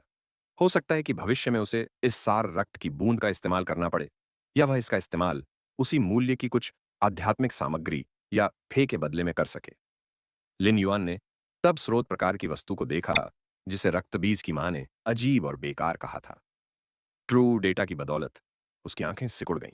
यह स्रोत प्रकार की वस्तु काफी दिलचस्प थी। रक्तबीज की माता वास्तव में सेल फोन के साथ खेल रही थी और उसने उसे उस स्रोत प्रकार की वस्तु को देखते हुए देखा जो फोन ने उसे अभी अभी दी थी। इसने घृणा से कहा, यह स्रोत प्रकार की वस्तु कीट प्रजातियों के लिए है, लेकिन कोई भी सामान्य कीट प्रजाति के लोग खुद को बदलने के लिए इस तरह के स्रोत प्रकार की वस्तु का उपयोग करने के लिए तैयार नहीं होंगे। ऐसा कहने के बाद रक्तबीज की मां ने लिन युआन के हाथ में तले हुए चिकन का बैग लिया और कमरे में वापस आ गई, हड्डी कुचलने के एक और दौर के लिए तैयार। लिन युआन किराए में रक्तपात की मां सही थी। यह स्रोत प्रकार की वस्तु वास्तव में अजीब थी। न केवल यह सामान्य कीट प्रजातियों के लिए बेकार होगी, बल्कि यह उनके विकास को प्रभावित करेगी। हालांकि यह स्रोत प्रकार की वस्तु जो कीट प्रजातियों फेय या स्रोत प्रकार के जीवन रूपों के लिए हानिकारक थी, लियू जी के लिए उपयुक्त थी। यह कहा जा सकता है कि यह स्रोत प्रकार की वस्तु केवल लियू जी की अनुबंधित कीट रानी के लिए बनाई गई थी, जो एक तरह का बहुत ही विशेष स्रोत प्रकार का जीवन रूप था। लियू जी के पास अब अन्य परियों या स्रोत प्रकार के जीवन रूपों को अनुबंधित करने के लिए कोई आध्यात्मिक ऊर्जा नहीं बची थी। कीट रानी निश्चित रूप से शक्तिशाली थी, लेकिन अन्य आत्मा क्यूई पेशेवरों ने अधिक फय को अनुबंधित किया और उनकी युद्ध शैली लगातार विविधतापूर्ण होती गई क्योंकि इसका ग्रेड बढ़ा। हालांकि लियू जी लड़ाई का सामना करने के लिए केवल एक कीट रानी का उपयोग कर सकता था। प्लैटिनम तक पहुंचने के बाद इसमें 5 क्षमताएं होंगी, जो कि 5 प्रकार के परियों के समूह के समान होंगी। इसके अलावा लियू जी की कीट रानी की प्लैटिनम क्षमता ने हरिकेन ओवलेट मॉथ जैसे मुख्य नियंत्रण जीवन रूप की नकल की। हालांकि यह प्रभावशाली आउटपुट वाला एक बहुत ही साधारण स्रोत प्रकार का जीवन रूप था, लेकिन एक बहुत ही सरल आनुवंशिक मॉडल था। कीट रानी चाहे कितनी भी शक्तिशाली क्यों न हो, लियू जी केवल कीट रानी को ही अनुबंधित कर सकता था। जैसे जैसे वह भविष्य में शक्तिशाली होता गया, यह सीमा भी बड़ी होती गई। हालांकि यह अमूल्य और अजीब स्रोत प्रकार का जीवन रूप लियू जी के लिए अधिक शक्तिशाली बनने के लिए एक खजाना बन गया था। लिन युआन के विचार में यह वास्तव में इस कहावत की पुष्टि करता है कि कोई भी स्रोत प्रकार की वस्तु बेकार नहीं होती। केवल यह मायने रखती है कि क्या वह सही व्यक्ति से मिली है और सही व्यक्ति द्वारा उसका उपयोग किया गया है, ट्रू डेटा की बदौलत। उन्होंने पाया कि इस स्रोत प्रकार की वस्तु का नाम कोकून ऑफ इवोल्यूशन था। अपने नाम की तरह ही यह एक तरह की स्रोत प्रकार की वस्तु थी, जिसका उपयोग कीट प्रजातियों के फी द्वारा किया जा सकता था और उनके विकास को बढ़ावा दे सकता था। हालांकि विकास के कोकून ने कीट प्रजातियों के शरीर के विकास को बढ़ावा नहीं दिया, बल्कि उनके आनुवंशिक टुकड़ों को बढ़ावा दिया। यह वास्तव में अच्छी बात थी कि विकास का कोकून कीट प्रजातियों फेय के शरीर में आनुवंशिक टुकड़ों को विकसित कर सका, लेकिन सामान्य कीट प्रजातियों फेय के शरीर में आनुवंशिक मॉडल एक ही था। यहां तक कि यदि कीट प्रजाति के जीव बाह्य बल से अपने अंदर के आनुवंशिक मॉडल को तोड़ सकें और विकास के लिए विकास के कोकून का उपयोग कर सकें, तो भी आनुवंशिक मॉडल हमेशा मूल जीव से अलग रहेगा। प्रत्येक विकास प्रक्रिया में यह वास्तव में कीट प्रजाति फेय के आनुवंशिक मॉडल को पूर्ण करने के समान था। हर बार जब आनुवंशिक मॉडल का एक टुकड़ा टूट जाता था, तो यह कीट प्रजाति फेये के शरीर से स्वतंत्र आनुवंशिक टुकड़े बन जाता था, जो इसकी जड़ों को चोट पहुंचाने के बराबर था। इसलिए आनुवंशिक मॉडल का हिस्सा टूटना वास्तव में कीट प्रजाति फेय के लिए एक घातक खतरा था। टूटा हुआ आनुवंशिक मॉडल विकसित नहीं होगा, क्योंकि यह मुख्य मॉडल से अलग हो गया था जब कीट प्रजाति फेय विकसित हो रही थी। आनुवंशिक टुकड़े केवल पिछली अवस्था में ही रहेंगे। विकास का कोकून सिर्फ एक बार ही एक स्वतंत्र जीन खंड विकसित कर सकता है। इस प्रकार यह कीट प्रजातियों के विकास के लिए स्पष्ट रूप से फायदेमंद था। बहरहाल, इसमें केवल सामान्य कीट प्रजाति के परजीवी और स्रोत प्रकार के जीवन रूप ही शामिल थे, लेकिन लियू जी की कीट रानी शामिल नहीं थी। इसके विपरीत विकास का कोकून कीट रानी की क्षमताओं में सर्वांगीण सुधार ला सकता है। इसका कारण यह था कि कीट प्रजातियों के अनुमय आनुवंशिक मॉडल में प्रत्येक क्षमता ऐसे आनुवंशिक अंश थे जो शरीर के बाहर मौजूद थे। विकास के स्रोत प्रकार के कोकून से आनुवंशिक मॉडल की जटिलता की डिग्री को बदले बिना आनुवंशिक मॉडल के स्थानीय अनुकूलन की अनुमति मिल सकती है। यह लियू जी के अनुबंधित स्रोत प्रकार कीट रानी की समग्र शक्ति में सुधार के बराबर था। वास्तव में यदि विकास के स्रोत प्रकार के कोकून का उपयोग न केवल कीट प्रजातियों के जीवों द्वारा किया जा सकता है, बल्कि यह लिन युआन के स्रोत रेत के लिए भी उपयोगी होगा। ऐसा इसलिए था क्योंकि यह हृदय भेदक आयरन लाइन को बढ़ा सकता था, जिसे इसने अपनी ग्रेवल स्पिरिट स्वीकृति के साथ आत्मसात कर लिया था। यह हार्ट पेनेट्रेटिंग आयरन लाइन एक बहुत ही समरूप आनुवंशिक मॉडल वाला एक विदेशी कीट को पुनर्गठित करेगा और उसके सिर की तीक्ष्णता और Michael walked over to the kitchen house. आनुवंशिक मॉडल की मूल जटिलता को बदले बिना हार्ट पेनेट्रेटिंग आयरन लाइन को अधिक अधिक मजबूत बना सकता है। दुर्भाग्य से विकास के स्रोत प्रकार कोकून का उपयोग केवल कीट प्रजातियों के फेय द्वारा ही This किया जा is an सकता है। example of speech इसके synthesis in अलावा English. भले Do ही you Lin like Yuan it? का स्रोत प्रकार स्रोत रेत विकास के कोकून का उपयोग कर सकता है, फिर भी वह विकास के कोकून को लियू जी के उपयोग के लिए छोड़ देगा। ऐसा इसलिए था क्योंकि यह लियू जी की ताकत के परिवर्तन के समान होगा। यद्यपि विकास का कोकून परियों की आत्माओं को बढ़ाने के लिए एक आध्यात्मिक सामग्री की तरह लग रहा था, लेकिन वास्तव में ऐसा नहीं था। विकास का कोकून एक तरह का फंगस प्रजाति स्रोत प्रकार का जीवन रूप था। यह छोटे ड्रैगन की दाढ़ी कैंडी के टुकड़े जैसा लग रहा था, लेकिन यह वास्तव में महीन माइसेलियम से बना था।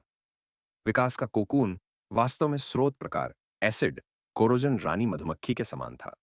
वे दोनों अन्य परियों या स्रोत प्रकार के जीवन रूपों पर परजीवी थे।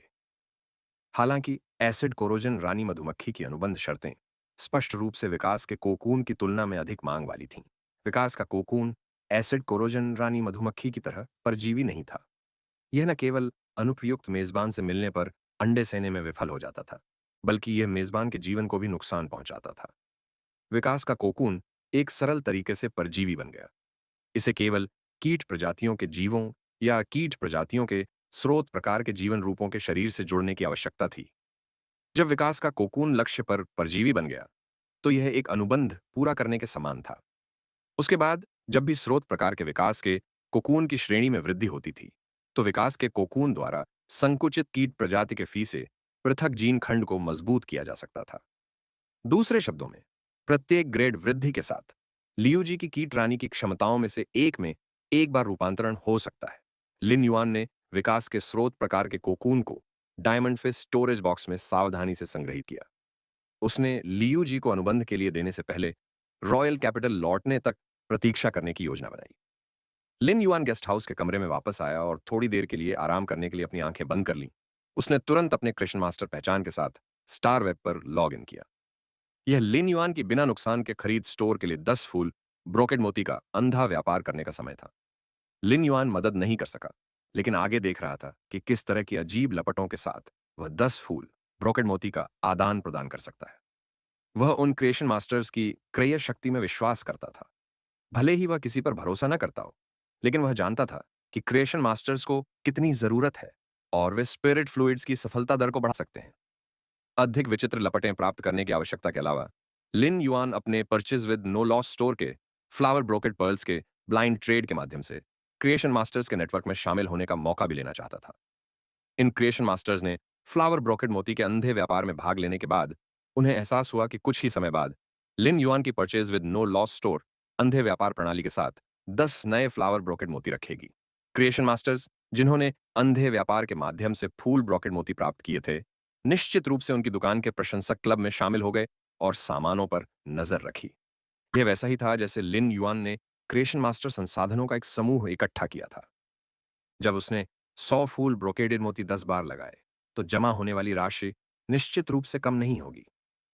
लिन युआन ने इन संसाधनों को, इन सृजन मास्टर्स को फय को विकसित करने, फयो फय की गुणवत्ता बढ़ाने या उनकी क्षतिग्रस्त जड़ों को ठीक करने में मदद करने के लिए इकट्ठा नहीं किया था, बल्कि उसका सबसे बड़ा उद्देश्य भविष्य में इन सृजन मास्टर्स से आवश्यक आध्यात्मिक सामग्री और फय प्राप्त करना था। कोई भी उच्च श्रेणी का क्रिएशन मास्टर्स अपवाद नहीं था। वे सभी ऐसे लक्ष्य थे जिन्हें प्रमुख गुट अपने साथ जोड़ना चाहते थे। इसलिए उनमें से प्रत्येक एक बड़े या छोटे नेटवर्क के केंद्र के समान था। इनमें से कई नेटवर्क क्रिएशन मास्टर्स पर आधारित थे, जो सभी दिशाओं में संसाधनों की मकड़ी के जाले जैसी श्रृंखलाएं फैलाते थे। इस प्रकार हो सकता है कि लिन युआन को इन उच्च श्रेणी के सृजन मास्टर्स के संसाधनों में कुछ ऐसी चीज की आवश्यकता थी जो उसे स्टार वेब या अन्य गुटों से नहीं मिल सकती थी। अगर लिन युआन अपने गुट को विकसित करना चाहता था, तो उसे अपना खुद का नेटवर्क बनाना जरूरी था। हालांकि वह इन उच्च श्रेणी के सृजन मास्टर्स या संपन्न परिवारों के साथ सीधे संपर्क नहीं करेगा। वह अपने गुट को उनकी आंखों में कोहरे की एक परत की तरह विकसित करता था। कभी कभी रहस्यमयता किसी गुट की सबसे बड़ी निवारक शक्ति होती थी। लिन युआन हमेशा कुछ ऐसी चीजें बना सकता था जो उच्च श्रेणी के सृजन मास्टर्स और समृद्ध परिवारों को स्पिरिट लॉक स्थानिक क्षेत्र में मिलना मुश्किल था। इसलिए उसके पास यह पूंजी थी। लिन युआन को यह नहीं पता था कि सृजन मास्टर्स जो आज रात फूल ब्रोकेड मोती के लिए विनिमय करना चाहते थे, वे अंधे व्यापार की कीमत कैसे निर्धारित करेंगे। हालांकि वह जानता था कि उसके purchase with no loss store पर लोगों की नजर कई गुना बढ़ गई थी। यह सब पिछले कुछ दिनों में उन 10 फ्लावर ब्रोकेड पर्ल्स द्वारा आकर्षित किए गए ध्यान के कारण था। लिन युआन ने समय देखा और पाया कि रात के 9 बज चुके थे। उसने जांच की कि उसने 10 फ्लावर ब्रोकेड मोती के अंधे व्यापार से क्या प्राप्त किया था। वह यह सोचे बिना नहीं रह सका कि क्या उन 10 क्रिएशन मास्टर्स ने पहले से चर्चा की थी। लिन युआन ने पाया कि प्रत्येक फूल ब्रोकेड मोती को ठीक 10 मध्यम श्रेणी की अजीब अजीब लपटों के बदले में बदला गया था। इसका मतलब यह भी था कि 10 फूल ब्रोकेड मोती को अंधे व्यापार के माध्यम से 100 मध्यम श्रेणी की अजीब लपटों के बदले में बदला गया था। यह जानना जरूरी था कि कक्षा 3 के रसातल आयामी दरारों से निकलने वाली उच्च श्रेणी की अजीब लपटें वे थीं, जिनका उपयोग कक्षा 4 और कक्षा 5 के जीवन शैली श्रेणी के स्पिरिट क्यूई पेशेवरों को करना था। यद्यपि अन्य जीवन शैली श्रेणी के स्पिरिट क्यूई पेशेवर क्रिएशन मास्टर्स की तरह दुर्लभ और सम्मानित नहीं थे, फिर भी उच्च श्रेणी के जीवन शैली श्रेणी के स्पिरिट क्यूई पेशेवरों की क्रय शक्ति को कम करके नहीं आंका जाना चाहिए। इसलिए उच्च श्रेणी की विचित्र लपटें हमेशा दुर्लभ और दुर्लभ थीं। इन वर्ग 2 आयामी दरारों से निकलने वाली मध्य श्रेणी की विचित्र लपटें पहले से ही फूल ब्रोकेड मोतियों के मूल्य के लगभग बराबर थीं। इसका कारण यह था कि श्रेणी 2 की रसातल आयामी दरार भी मध्य श्रेणी की विचित्र ज्वाला उत्पन्न करने में सक्षम नहीं हो सकती थी। लिन युआन खुद से बहस कर रहा है, लेकिन कोई बात नहीं। लिन युआन को इन क्रिएशन मास्टर्स की क्रय शक्ति पर आह भरनी पड़ी। इन क्रिएशन मास्टर्स ने वास्तव में फ्लावर ब्रोकेड मोती खरीदे थे, जिनकी कीमत मध्य श्रेणी की अजीब लपटों के समान थी। एक अंधे व्यापार के माध्यम से कीमत में लगभग 10 गुना अंतर था। लिन युआन इस बार ब्लाइंड ट्रेड से बहुत संतुष्ट था। ये 100 मध्यम श्रेणी की अजीब लपटें phoenix perching Chinese parasol tree के लिए कुछ समय के लिए अवशोषित करने के लिए पर्याप्त थीं। स्पिरिट लॉक स्थानिक क्षेत्र में शुद्ध स्पिरिट क्यूई और इन 100 विचित्र लपटों को विकसित करने के अलावा यह चिमी के रक्त विकास के लिए ऊर्जा भी प्रदान कर सकता है और इसकी गुणवत्ता को बढ़ा सकता है, जिससे यह फैंटेसी आई से फैंटेसी आई तक विकसित हो सकता है। लिन युआन को नहीं लगता था कि उसका पिछला अनुमान वास्तव में सही था। इन 10 फ्लावर ब्रोकेड मोतियों का आदान प्रदान करने के बाद उन्हें खरीदने वाले 10 खरीदार उसके purchase with no loss store के फैन क्लब में शामिल हो गए थे। वे वास्तव में सभी क्रिएशन मास्टर थे। लिन युआन ने कभी भी फैन क्लब में कुछ भी पोस्ट नहीं किया था और अभी भी पहले की तरह ही छिपकर रहना पसंद करता था। जब से लिन युआन के पास यह purchase with no loss store का फैन क्लब था, तब से उसने कभी कुछ भी पोस्ट नहीं किया था। वास्तव में ब्रेस्डेक हेड ने elite x epic web spraying spiders खरीदने के बाद इस फैन क्लब का निर्माण किया था और उसे विशेष कौशल ट्रांसपेरेंट स्पाइडर वेब प्राप्त हुआ था। इन 10 क्रिएशन मास्टर्स के लिन युआन के purchase with no loss store के फैन क्लब में प्रवेश करने के बाद यह तुरंत ही लोकप्रिय हो गया। इन 10 क्रिएशन मास्टर्स को जोड़ने के बाद भी उनके फैन क्लब में केवल 40 से ज्यादा लोग थे। यह कहा जा सकता है कि स्टार वेब स्टोर के किसी भी अन्य फैन क्लब में उनके फैन क्लब से ज्यादा क्रिएशन मास्टर्स नहीं थे। इसके अलावा इन 10 सृजन मास्टर्स में सबसे निचली कक्षा भी कक्षा 3 थी। उनमें से 2 कक्षा 4 सृजन मास्टर्स भी थे। वास्तव में यह उनके शुरुआती विचारों से थोड़ा विचलन था। लिन युआन ने मन ही मन सोचा कि उसने उन वर्ग 4 सृजन मास्टर्स द्वारा संचित संसाधनों को कम करके आंका था। कई वर्ग 4 सृजन मास्टर्स, विशेष रूप से शिखर वर्ग 4 वाले को संभवतः उन्हीं प्रजातियों के फूल ब्रोकेड मोती या परियों का संग्रह करना चाहिए था। इसलिए उनमें फ्लावर ब्रोकेड मोती खरीदने की इतनी तीव्र इच्छा नहीं थी। फिर भी लिन युआन ऐसी स्थिति से बहुत संतुष्ट था। ऐसा कहा जा सकता है कि स्टार वेब पर लिन युआन के purchase with no loss store की लोकप्रियता में उछाल आया है। लिन युआन के एक स्टार छोटे स्टोर के बारे में कुछ स्टार वेब फोरम पर चर्चाएं हुई। जब तक कोई व्यक्ति किसी के आधिकारिक सब फोरम या फोरम में इसका उल्लेख करता, लोग इस पर चर्चा करना शुरू कर देते। हालांकि जब रात के 10 बज रहे थे, लिन युआन के purchase with no loss store की लोकप्रियता और रेडियंस फेडरेशन के एस टूर्नामेंट एलिमिनेशन राउंड की लोकप्रियता एक खबर के कारण दब गई थी। त्यान निंगनिंग द्वारा लॉन्ग ताओ, शीजू झाओ शियाओचुन, फांग डुओ के विशेष संवाददाताओं को एक दस्तावेज पर चर्चा करने और उसका मसौदा तैयार करने के लिए खोजने के बाद उन्होंने एक साथ 5 पक्षीय प्रेस कॉन्फ्रेंस खोलने का फैसला किया। लॉन्ग ताओ और शीजू को छोड़कर वे सभी लो प्रोफाइल रेडियंस 100 सीक्वेंस के सदस्य माने जाते थे। झाओ शियाओचुन और फांग डुओ से संबंधित अधिकांश बातें प्रेस विज्ञप्ति के रूप में स्टार वेब पर प्रकाशित की गई थीं। इस तरह की प्रेस कॉन्फ्रेंस एक दुर्लभ घटना थी। इसके अलावा उनमें ब्लैक भी शामिल था, जो स्टार वेब पर एक हॉट टॉपिक था। हालांकि उन्होंने कभी भी एक भी प्रेस विज्ञप्ति जारी नहीं की। यह एक युवा प्रतिभा के चमत्कारिक उदय की तरह था। 5 पक्षीय प्रेस कॉन्फ्रेंस में रेडियंस 100 के सभी पूर्व सदस्य और नई युवा प्रतिभा ब्लैक शामिल थे, जिसने लगभग पूरे स्टार वेब का ध्यान आकर्षित किया। ये प्रेस कॉन्फ्रेंस थोड़ी अजीब लग रही थी। ये कहने की बजाय कि ये सेन एक प्रेस कॉन्फ्रेंस थी, ऐसा लग रहा था कि रेडियंस 100 के एक्सक्लूसिव रिपोर्टर ब्लैक के लिए प्रचार कर रहे थे। लिन युआन को आश्चर्य हुआ कि तियान निंगनिंग ने कैसे बातचीत की होगी, या शायद ये केवल 4 रेडियंस 100 सीक्वेंस सदस्यों लोंग ताओ, शिजे, फेंग डुओडुओ एंड जाओ शियाओचुन का संकेत था। इस 5 पक्षीय प्रेस कॉन्फ्रेंस के समाप्त होने के बाद भले ही लिन युआन ब्लैक के रूप में रेडियंस 100 सीक्वेंस के सदस्य नहीं बने थे, लेकिन प्रतिष्ठा और उत्साह के मामले में नासफे में वे नीचे के उन रेडियंस 100 सीक्वेंस सदस्यों से कहीं आगे निकल गए थे। हालांकि किसी ने ब्लैक के आधिकारिक मंच पर कई बार purchase with no loss store के बारे में उल्लेख किया था, जिसे लिन युआन ने क्रिएशन मास्टर के रूप में खोला था। उस व्यक्ति ने यह भी बताया कि स्टार वेब पर इस लोकप्रिय एक स्टार स्टोर का मालिक एक बहुत ही युवा प्रतिभाशाली क्रिएशन मास्टर था। पहले तो यह चर्चा कुछ खास नहीं थी, लेकिन फिर लोगों ने purchase with no loss store के मालिक की तुलना ब्लैक से कर दी। ये बात तुरंत ही नियंत्रण से बाहर हो गई और purchase with no loss store और ब्लैक के प्रशंसकों के बीच गर्मागर्म बहस शुरू हो गई। लियू लांग उर्फ पूर्वज शांति निडर ने तूफान को शांत करने के लिए कदम उठाया। लिन युआन को इनके बारे में पता नहीं था। उसे इस बारे में तभी पता चला जब उसे झांग शियाओबाई का फोन आया। झांग शियाओबाई के डोनाल्ड डक की तरह हंसने के बाद लिन युआन को उसके हकलाते शब्दों से इस बारे में पता चला। इससे लिन युआन अवाक रह गया। क्या हो रहा था? लोग उसकी तुलना कर रहे थे और इससे बवाल मच गया था। इस तरह की भावना को समझाना सचमुच कठिन था। पिछले 2 दिनों में लिन युआन के स्टार वेब अकाउंट पर क्रिएशन मास्टर के रूप में कई निजी संदेश आए थे। उनमें से कई पूछ रहे थे कि क्या उसके पास अभी भी कोई फूल ब्रोकेड मोती है और वे उन्हें उच्च कीमत पर खरीदना चाहते हैं। ये संदेश भेजने वाले ज्यादातर लोग उच्च श्रेणी के सृजन मास्टर थे। हालांकि लिन युआन ने उन्हें अनदेखा कर दिया, क्योंकि फ्लावर ब्रोकेड मोती का अगला बैच तब रखा जाएगा जब उन्हें रखा जाना चाहिए। उसी समय लिन युआन को एहसास हुआ कि वह जितना रहस्यमय और उदासीन व्यवहार करेगा, उतना ही अधिक लोग उस पर ध्यान देंगे।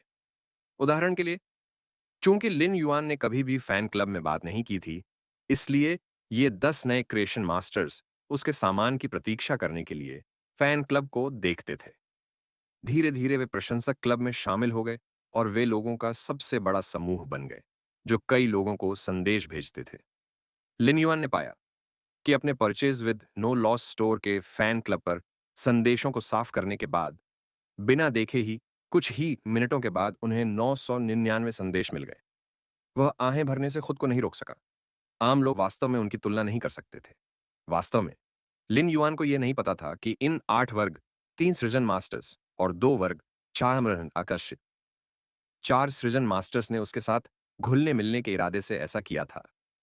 लिन युआन के purchase with no loss store ने यह खबर जारी की थी कि वे किसी भी कांस्य महाकाव्य फे को स्रोत प्रकार की वस्तुओं या सोने की धातुओं के लिए बदल सकते हैं। तो यह साबित हो गया था कि कम से कम एक शीर्ष श्रेणी 4 क्रिएशन मास्टर इस स्टोर के पीछे था।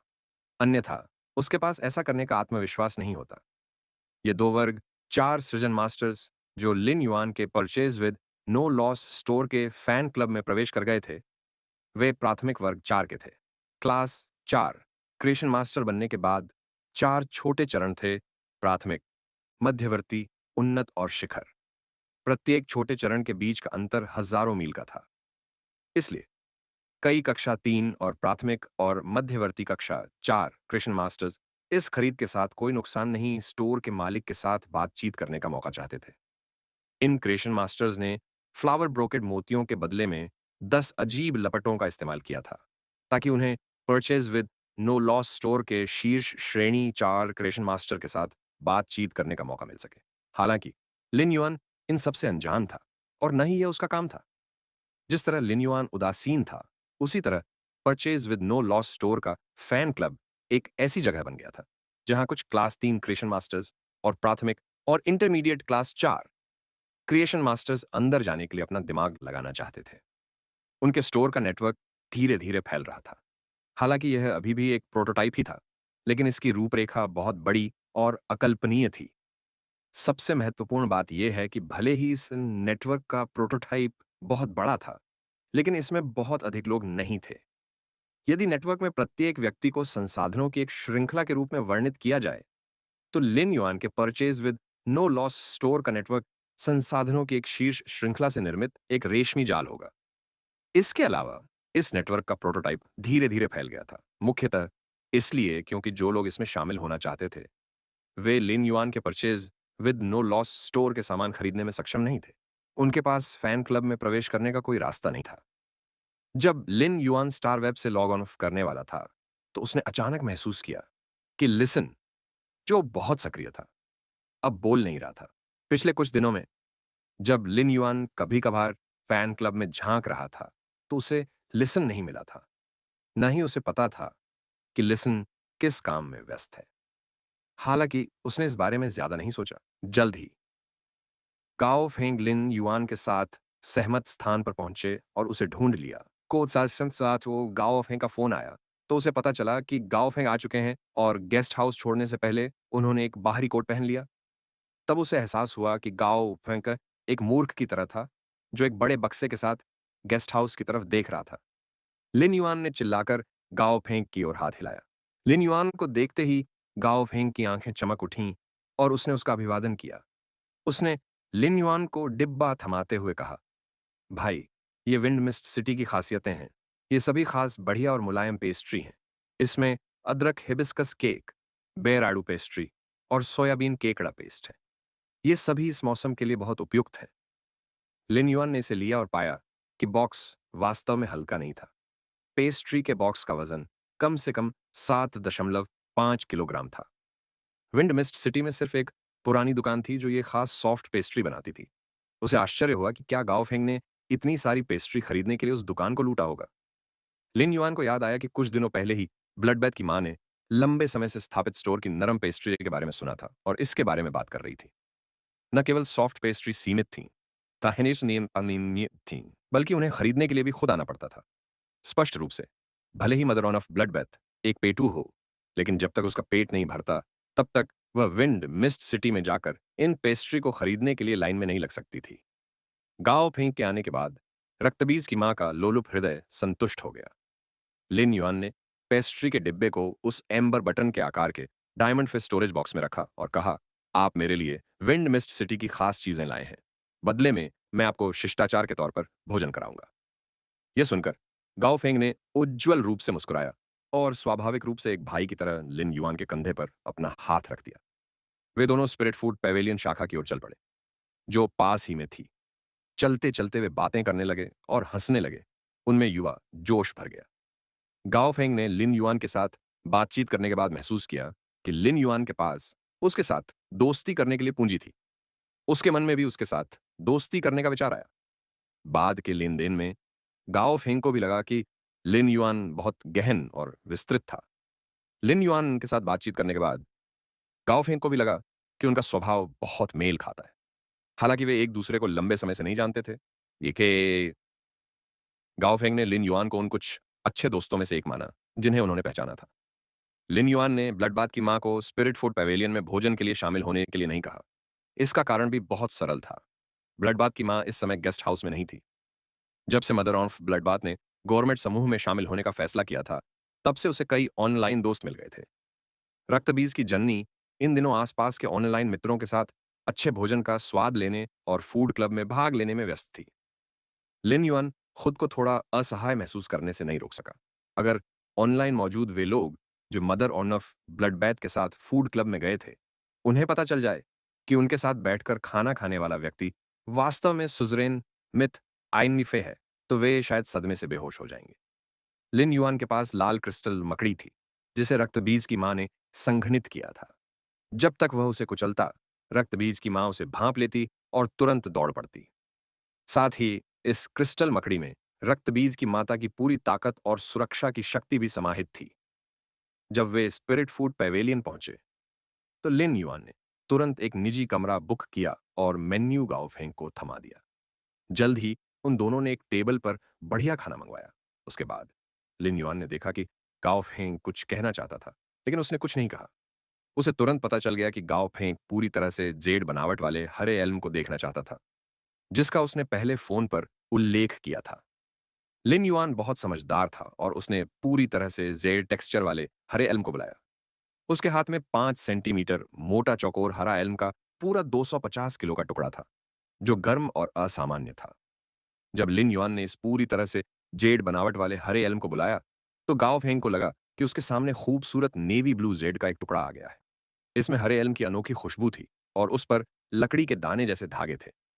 गाओ फेंग को तुरंत पता चल गया कि यह पूरी तरह से जेड टेक्सचर्ड ग्रीन एल्म है, जिससे वह बहुत चिंतित हो गया।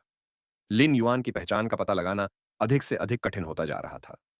यह पूर्णतया जेड बनावट वाला हरा एल्म उस जेड बनावट वाले हरे एल्म से कहीं अधिक बड़ा था, जिसका उपयोग गाओ फेंग के दादा ने हजारों पर्वतों और छिपी हुई चोटियों के चित्र उकेरने के लिए किया था। गाओ फेंग को एहसास हुआ कि लिन युआन हमेशा इतनी कीमती वस्तु को इतनी उदासीनता और शांति से बाहर लाने में सक्षम होगा।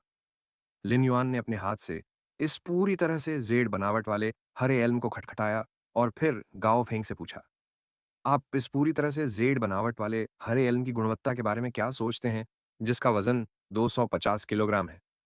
गाओ फेंग पहले तो चौंका, फिर उसने अविश्वास भरी नजरों से इस पूरी तरह से जेड टेक्सचर वाले हरे एल्म को देखना शुरू किया।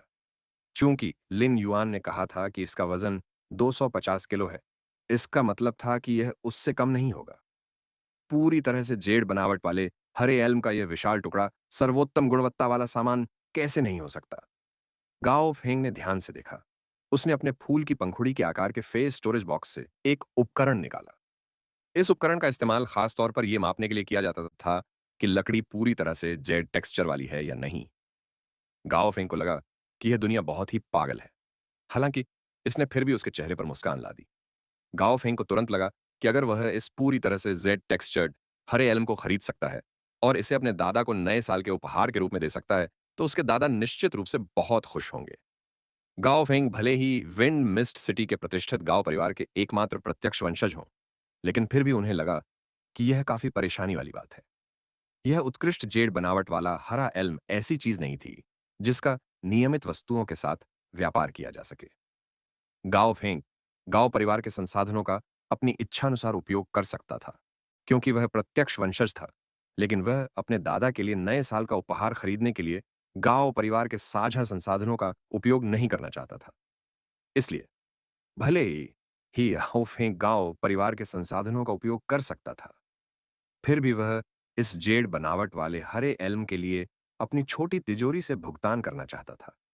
एक प्रतिष्ठित परिवार के प्रत्यक्ष वंशज होने के कारण छोटी उम्र से ही, चाहे गाओ फेंक का जन्मदिन हो या नया साल, वरिष्ठ हमेशा उसे ढेर सारे शानदार उपहार देते थे। इसलिए गाओ फेंक की छोटी तिजोरी काफी बड़ी थी। गाओ फेंक की राय में, यदि वह परिवार के साझा संसाधनों का उपयोग इस पूरी तरह से जेड बनावट वाले हरे एल्म के लिए व्यापार करने के लिए करता है, तो उसमें पितृभक्ति की कमी होगी। गाओ फेंग ने सावधानीपूर्वक पूछा, भाई मुझे आश्चर्य है कि आप इस पूरी तरह से जेड बनावट वाले हरे एल्म को किसके बदले में बेचने की योजना बना रहे हैं? लिन युआन ने एक धूप वाली मुस्कान के साथ जवाब दिया। लिन युआन को गाओ फेंग जैसे लोगों के साथ काम करना अच्छा लगता था, जो झाड़ छंखाड़ में उलझने की कोशिश नहीं करते। इसलिए लिन युआन सीधे मुद्दे पर आया और अपनी योजना के बारे में बताया। मैं एक हॉट एलिमेंटल शेलफिश चाहता हूं। जैसे ही लिन युआन ने अपनी शर्तें बताईं, गाओ फेंग की अभिव्यक्ति तुरंत कड़वी हो गई। भाई, एक स्कॉचिंग एलिमेंटल शेलफिश की कीमत एक शिशु एलिमेंटल शेलफिश जितनी कम नहीं है, भले ही आपके पास एक ही गुणवत्ता वाले जेड टेक्सचर्ड ग्रीन एल्म के 3 टुकड़े हों। अब ग्रीन भी एक स्कॉचिंग एलिमेंटल शेलफिश के लिए व्यापार नहीं कर पाएंगे। एलिमेंटल शेलफिश के उत्परिवर्तन को पोषण देने के लिए शुद्ध स्पिरिट क्यूई की आवश्यकता होती है। एलिमेंटल शेलफिश को उत्परिवर्तित करने के लिए बहुत शुद्ध स्पिरिट क्यूई का वह अंश प्राप्त करने के लिए, यहाँ तक कि क्लास 4 क्रिएशन मास्टर्स को भी ऐसा करने के लिए बहुत सारी आध्यात्मिक सामग्री और अन्य लागतों का उपयोग करने की आवश्यकता होगी। इसलिए किसी भी उत्परिवर्तित एलिमेंटल शेलफिश की कीमत शिशु एलिमेंटल शेलफिश के साथ अतुलनीय थी। इससे पहले जब गाओ फेंग ने कांस्य महाकाव्य फय के लिए व्यापार करने हेतु गाओ परिवार से 4 शिशु एलिमेंटल शेलफिश का उपयोग किया था, तो इसने पहले ही परिवार के बहुत से लोगों का ध्यान आकर्षित कर लिया था। एलिमेंटल शेलफिश के लिए जैसी भले ही गांव परिवार काफी प्रतिष्ठित और अमीर था, फिर भी ये ऐसी चीज नहीं थी जिसका कोई इतनी आसानी से उपयोग कर सके। हालांकि जब गांव परिवार ने देखा कि गांव फेंग ने कांस्य महाकाव्य पीले वसंत लिली के लिए व्यापार किया था, तो किसी और ने कुछ नहीं कहा था। फिर भी इस पूरी तरह से जेड बनावट वाले हरे एल्म के लिए व्यापार करने के लिए एक स्कॉचिंग एलिमेंटल शेलफिश का उपयोग करना कुछ ऐसा था जिसे गाओ फेंग अपने दम पर तय नहीं कर सकता था। भले ही वह लिन युआन को एक दोस्त के रूप में मानता हो और दोस्ती और मूल्य पर भी विचार करता हो। गाओ फेंग की प्रतिक्रिया सुनने के बाद लिन युआन को गाओ फेंग की अंतिम पंक्ति का मोटे तौर पर पता चल गया। उसने तुरंत कहा, मैं एक ही गुणवत्ता वाले जेड टेक्सचर्ड ग्रीन एल्म के 3 टुकड़ों का इस्तेमाल एक शिशु एलिमेंटल शेलफिश के साथ व्यापार करने के लिए कर सकता हूं। जब लिन युआन ने प्रस्ताव दिया तो गाओ फेंग, जो मना करने वाला था, अब फिर से दुविधा में था। कीमत बस गाओ फेंग के ग्रे क्षेत्र के बीच में थी, जहां वह स्वीकार या मना कर सकता था। गाओ फेंग की राय में यह एक ऐसी कीमत थी जिस पर वह व्यापार करना या न करना चुन सकता था। हालांकि गाओ गाओ फेंग के पास अभी कोई शिशु एलिमेंटल शेलफिश नहीं थी। इसके अलावा अगर वह एक प्राप्त करना चाहता था तो उसे कुछ एहसान और कनेक्शन का उपयोग करने की आवश्यकता होगी। अंत में गाओ फेंग ने अपने दांत पीसते हुए पूछा, भाई, आप शिशु एलिमेंटल शेलफिश के लिए व्यापार कर रहे हैं। क्या आपको फेय को पालने के लिए एकल विशेषता एलिमेंटल शेलफिश की आवश्यकता है? ऐसे सौदों के लिए जो ग्रे एरिया के बीच में हो, गाओ फेंग जैसे प्रतिष्ठित परिवार के वंशज आमतौर पर मना कर देते हैं। आखिरकार, अगर कोई लाभ नहीं था या बहुत कम लाभ था, तो यह बिना किसी काम के कड़ी मेहनत करने के समान था। लेकिन अगर गाओ फेंगलिन युआन को दोस्त की तरह मानता, तो बात अलग होती। गाओ फेंग का हमेशा एक ही सिद्धांत था, हमेशा उन लोगों की मदद करो जिन्हें वह दोस्त मानता था। लिन युआन ने कुछ भी नहीं छिपाया और सिर हिला दिया। यह सही है। मुझे वास्तव में फेये को पोषित करने के लिए एलिमेंटल शेलफिश की आवश्यकता है। लिन युआन का जवाब सुनकर गाओ फेंग ने तुरंत कहा, भाई, हमारे गांव परिवार के पास कोई और शिशु एलिमेंटल शेलफिश नहीं है, लेकिन मुझे एक प्राप्त करने में सक्षम होना चाहिए। एक बार जब मुझे एक शिशु एलिमेंटल शेलफिश मिल जाए तो मैं आपको सूचित करूंगा। तब तक हम व्यापार कर सकते हैं। गाओ फेंग बहुत ईमानदार थे और लिन युआन ने जवाब में सिर हिलाया। ऐसा लग रहा था कि जब गाओ फेंग ने कहा कि गाओ परिवार के पास सिर्फ 4 शिशु एलिमेंटल शेलफिश बचे हैं, असम और तो यह महज एक बहाना नहीं था। उनके पास वास्तव में सिर्फ 4 शिशु एलिमेंटल शेलफिश बचे थे। हालांकि यदि गाओ फेंग, जो गाओ परिवार का एकमात्र प्रत्यक्ष वंशज है, अपने संबंधों का उपयोग करता, तो एक शिशु एलिमेंटल शेलफिश प्राप्त करना असंभव नहीं होता। यह कुछ ऐसा था कि लिन युआन गाओ फेंग के साथ अतुलनीय था। यद्यपि लिन युआन की संसाधन श्रृंखला अभी पूरी तरह से स्थापित नहीं हुई थी, लेकिन गाओ फेंग को अब लिन युआन की संसाधन श्रृंखला का हिस्सा भी माना जाता था। इससे पहले जब लिन युआन ने स्कॉर्चिंग एलिमेंटल शेलफिश के लिए व्यापार करने के लिए कहा था, तो वह गाओ फेंग की अंतिम पंक्ति का परीक्षण करना चाहता था। यदि गाओ फेंग वास्तव में अधिक संसाधनों की मांग करके लिन युआन के साथ व्यापार करने के लिए स्कोचिंग एलिमेंटल शेलफिश का उपयोग करने के लिए तैयार था, तो लिन युआन सहमत नहीं होता। एलिमेंटल शेलफिश को परिवर्तित करते समय जितनी शुद्ध स्पिरिट क्यूई का उपयोग किया जाएगा, स्कॉर्चिंग एलिमेंटल शेलफिश उतने ही शुद्ध मोती उत्पन्न करने में सक्षम होगी।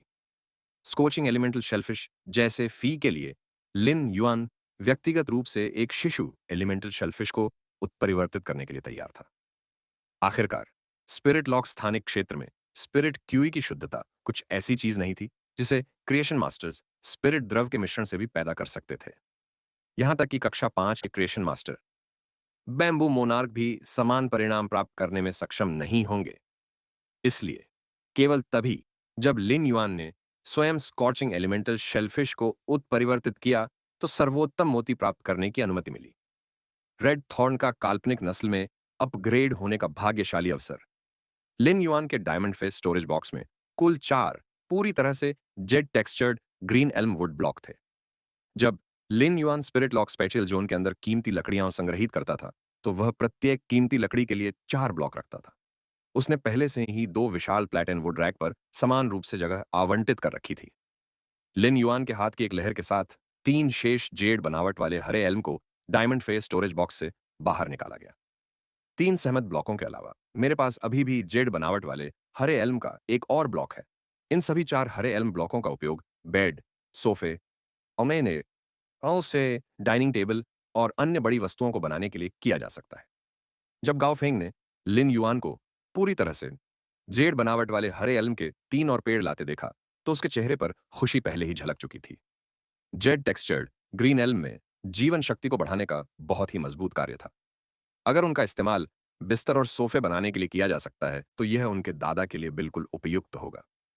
गाओ फेंग ने कभी नहीं सोचा होगा कि वह अतीत में पूरी तरह से जेड बनावट वाले हरे एल्म का उपयोग करके बिस्तर और सोफे बना सकता है। उसी समय गाओ फेंग को यह देखकर बहुत अच्छा लगा कि लिन युआन की कार्रवाई अब एहसान वापस करने के लिए थी। गाओ फेंग दोस्तों को बहुत महत्व देते थे और वे निश्चित रूप से उन लोगों की मदद करते थे जिन्हें वे दोस्त कहते थे। हालांकि दोस्त बनाते समय सबसे भयावह बात यह थी कि जब वे योगदान देते थे, लेकिन दूसरा पक्ष उसे नजरअंदाज कर देता था। गाओ फेंग ने कभी उम्मीद नहीं की थी कि जब वह लिन युआन की एक छोटी सी मदद कर रहा है था, तो लिन युआन वास्तव में उसे एक पूरा एल्म का पेड़ दे देगा। वास्तव में लिन युआन के भी अपने सिद्धांत थे। अपने दो जीवन काल के अनुभवों से लिन युआन ने कई तर्कों को समझा। इस दुनिया में पारिवारिक भावनाओं के अलावा बाकी सभी भावनाएं परस्पर हैं। इसलिए जब दूसरों से दयालुता प्राप्त होती है, तो लिन युआन कभी भी बदले में कुछ दिए बिना स्वीकार नहीं करता। गाओ फेंग ने पूरी तरह से जेड टेक्सचर्ड ग्रीन एल्म के 4 ब्लॉकों को देखा जो हरे जेड जैसी चमक बिखेर रहे थे। वह काफी प्रभावित हुआ और बोला, भाई बस मुझे बताओ, तुम जेड टेक्सचर्ड ग्रीन एल्म के चौथे ब्लॉक के साथ क्या व्यापार करना चाहते हो? गाओ फेंग किराए में अपने दादाजी के लिए उपहार के रूप में बिस्तर या सोफा बनाने के लिए जेड बनावट वाले हरे एल्म का एक अतिरिक्त ब्लॉक मिलना सचमुच एक बहुत बड़ी खुशखबरी थी। यदि आप इस चौथे ब्लॉक के लिए व्यापार करना चाहते हैं, तो बस मुझे एक मध्यम श्रेणी की अजीब लौ प्रदान करें। पूरी तरह से जेड बनावट वाले हरे एल्म का यह विशाल ब्लॉक मूल रूप से फूल ब्रोकेड मोती से अधिक कीमती था। इसलिए जब लिन युआन ने एक मध्यम श्रेणी की अजीब लौ मांगी, तो वह वास्तव में गाओ फेंग को एहसान वापस कर रहा था। आखिरकार गाओ फेंग ने केवल लिन युआन के साथ व्यापार करने का फैसला किया, क्योंकि बाद वाले को वास्तव में एलिमेंटल शेलफिश की जरूरत थी। दूसरी ओर लिन युआन भी अधिक मध्य श्रेणी की अजीब लपटें प्राप्त करना चाहता था। फिर वह इन सभी मध्य श्रेणी की अजीब लपटों को Phoenix perching Chinese parasol tree में खिलाएगा और देखेगा कि क्या चिमी की गुणवत्ता फैंटेसी आई से फैंटेसी आई थ्री तक अपग्रेड हो सकती है। गाओ फेंग को अभी सिर्फ एक ही एहसास था। उसे लगा कि लिन युआन सच में एक भाई है। अगर गाओ फेंग को यह डर नहीं होता कि लिन युआन तैयार नहीं होगा, तो वह पहले ही लिन युआन को भाई बना लेता। भोजन के दौरान गाओ फेंग और लिन युआन ने जेड बनावट वाले हरे एल्म के 4 ब्लॉकों को मध्यम श्रेणी के अजीब लपटों के 30 बंडलों के साथ व्यापार करने का फैसला किया। भोजन के बाद गाओ फेंग अधीरता से विंड मिस्ट सिटी लौट आया। मूल रूप से गाओ फेंग ने 2 दिन और रुकने की योजना बनाई थी, लेकिन चूंकि व्यापार तय हो चुका था, इसलिए गाओ फेंग अपनी क्षमता का उपयोग करके एक शिशु एलिमेंटल शेलफिश प्राप्त करना चाहता था। रेस्तरां से लौटने के बाद लिन युआन उसे ढूंढने के लिए ब्लड बैथ की मां के कमरे में गया। फिर उसने नरम पेस्ट्री को ब्लड बैथ की मां को सौंप दिया। खाने के शौकीन के रूप में ब्लड बैथ की मां को एक सिफारिश दिए जाने के बाद यह विंड मिस्ट सिटी में पेस्ट्री के लिए तरस रहा था। वर्तमान में यह सुखद आश्चर्य की अनुभूति थी जब लिन युआन अचानक उसके लिए कुछ लेकर आया। जब खून की मां को पेस्ट्री बॉक्स मिला, तो उसने वजन मापने के लिए उसे थोड़ा हिलाया और उसकी आंखें चमक उठीं। बॉक्स के वजन और आकार से अंदर बहुत सारा खाना होना चाहिए था और यह शायद कुछ समय तक चलेगा। हालांकि रक्तबीज की मां को सबसे अधिक आश्चर्य विंड मिस्ट सिटी की इन मुलायम पेस्ट्री के सुंदर रूप से हुआ। उस समय लिन युआन को अचानक एहसास हुआ कि लाल कांटा, जो पत्ती के आकार के परिभंडारण बॉक्स में हाइबरनेट कर रहा था, जाग गया था। फिर उसने तुरंत लाल कांटे को बुलाया। जब रेड थॉर्न को बुलाया गया, तो उसने तुरंत उस कांटेदार बेल को बाहर निकाला और लिन युआन के हाथ में लपेट दिया। उसने अपने डायमंड फेस स्टोरेज बॉक्स से एक लाल रिबन निकाला और कांटेदार बेल पर एक तितली गांठ बांध दी। Red Written by John